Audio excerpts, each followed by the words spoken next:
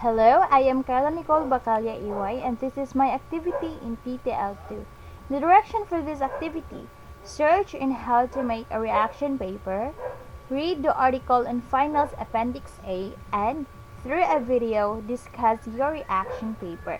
So this is the title of the article where I will be creating a reaction paper with.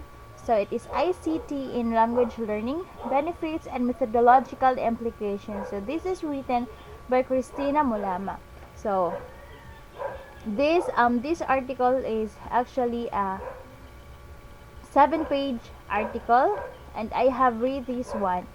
So I have made a research in how to create a reaction paper, and I have learned that reaction paper is actually a summarization or an analysis of some article, some videos, or some images. And I have also learned that reaction paper can be into different types, and one of those type is a summary response essay. So here is my reaction paper, and this reaction paper of mine is actually an example of summary response essay. So summary response essay is a reaction paper where it is a summarization of the article, and most of it have 5 paragraphs. So this is my reaction paper. So as you can see, my reaction paper is actually composed of 3 parts. So I have an introduction, I have the body part, and I have the conclusion as well. So this is my conclusion. And my introduction is the International Education Studies February 2010 article ICT in Language Learning, Benefits and Methodological Implications describes a study conducted by Christina Mulama to show some aspects of using ICT in the classroom that have proved positive and stimulating both for students and the teacher. The focus of the study is how the web-based environment can be used for supporting student-centered learning, increasing student motivation, individualization, and developing a feeling of belonging together. The different ways of motivating students by engaging them in building the learning materials, databases, and specific research topics or PowerPoint presentations are viewed. So as you can see, my introduction includes the title of the article, and the author as well, where is Christina Mulama, and in my introduction I have also included the purpose or the focus of the study. So the focus of this study is how the web-based environment can be used for supporting student-centered learning. I have also here the date, the February 2010, and the International Education Studies. So we are now going to proceed with the content or the body part of my reaction paper.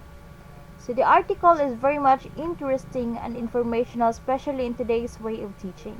I really agree that e-learning is a support to our eye-to-eye classes, and it has proved to be positive and stimulating both for students and the teacher. At the same time, there has been a strong incentive from our university to encourage teachers to explore the possibilities of online learning.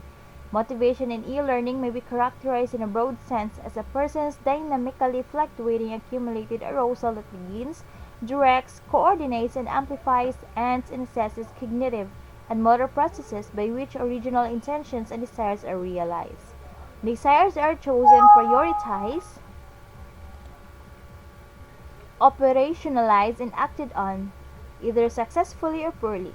So Hasan Begovic in 2005 examined the influence of intrinsic motivation on e-learning in genuine computer environments. Martins et al. 2004 task the research enables her to draw the following conclusions. So the conclusions are: according to Ryan and Dess's motivation theory, intrinsically driven pupils are anticipated and shown.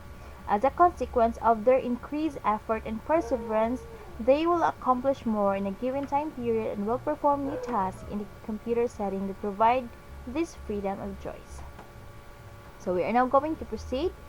It had been shown in the article that there are some experiences of using ICT in teaching general language courses and ESP. So the general layout of the web-based courses and the main goals of using ICT support, where it includes the creation of online dictionaries, PowerPoint presentations, and extension to activities in a classroom where activities are all carried out in a classroom support issues. So it enables students to understand their area of specialization and many other important issues in a wider context and to put it into a perspective that stretches beyond their university, country, and continent. So the other experience is web-based solution integrated with classroom learning.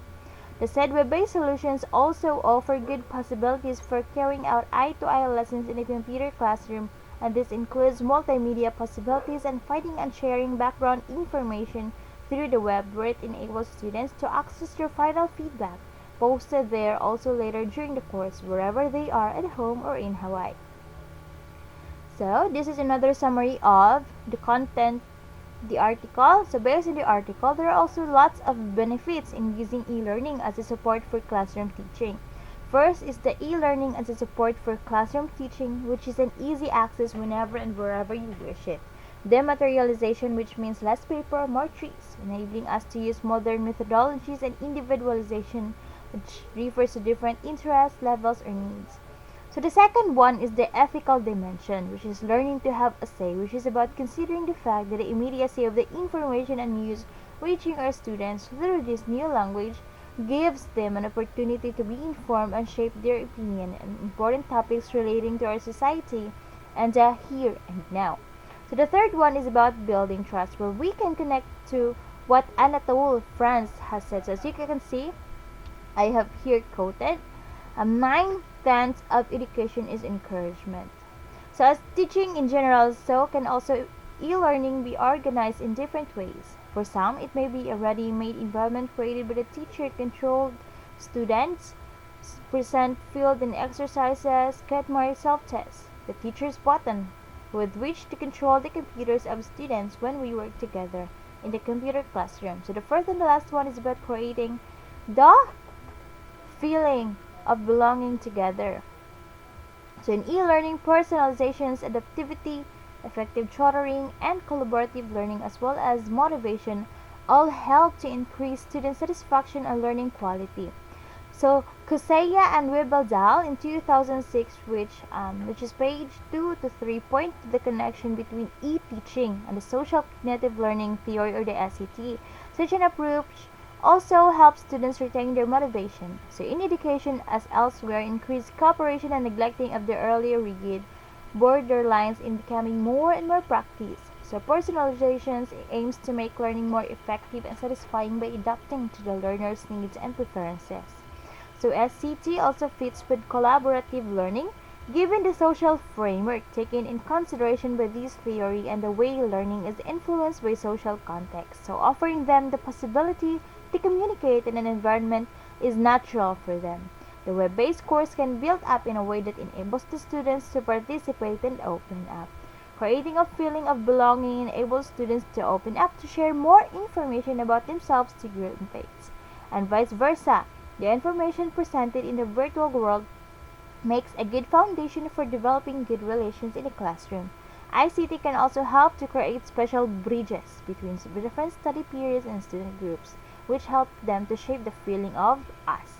So this is my conclusion. So as shown in the preceding article, the degree of values and ethics might influence how instructors choose their media. So in taking with their pupils, they use processes and communication patterns, many of the apparently innocuous. There is a worldview based on active research and familiarity with contemporary theoretical methods that informs practical choices. Years of teaching experience and participant observation as a teacher in various learning groups also assist examine and mold the processes. Anchoring pupils in deeper ideas, values, and ethics should help them succeed making important decisions. Indeed, with the development of 2.0 and 3.0, there are still endless opportunities for novelties, development, and change in the way teachers communicate with their students. As demonstrated in the article, the level of values and ethics may guide teachers through choosing their medium, procedures, and communication patterns with communicating with students. Behind many of the seemingly practical choices, there is a worldview based in active research and being familiar with the recent theoretical approaches as to what the ancient Greek philosopher Plato predicted that the classroom will be replaced by a new equivalent of our classrooms which refer to an e-learning model. based on individualization and increasing the student motivation and responsibility. Where he wrote,